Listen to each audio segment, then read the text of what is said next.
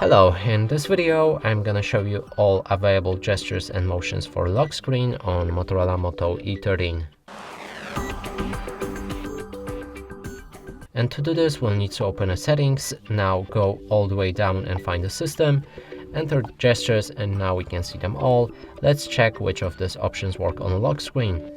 First one is double press power key to either launch assistant or camera. You can also use it as none, but I'm gonna go with camera. Then we're gonna lock our device and double press the power key, and as you can see it actually launches the camera, so that feature works for your lock screen. Next one we have is a fast flashlight, and here if you enable it you can use 2 karate chops or something like a handshake to enable or disable the flashlight. It should work on the lock screen, but as many times as I tried to use it on any Motorola phone, it never works. So yeah, as you can see, this feature doesn't work.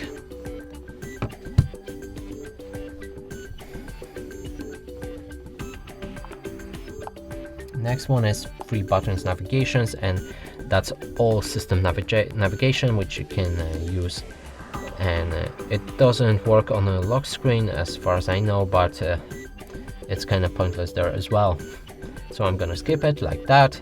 And next one is press and hold power key to enable the Google Assistant. This feature might work on a lock screen, so what we need to do is lock our phone, click and hold the power key for a few seconds and see if the Google Assistant pops up. So I think it kind of works, but the lock screen breaks it at the same time. So yeah, this feature works, but you need to unlock your phone anyway.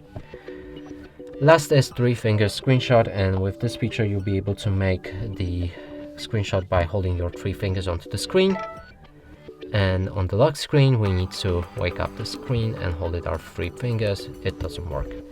And that's it for this video. Hope you like it. Please consider subscribing to our channel, leave a like and a comment below.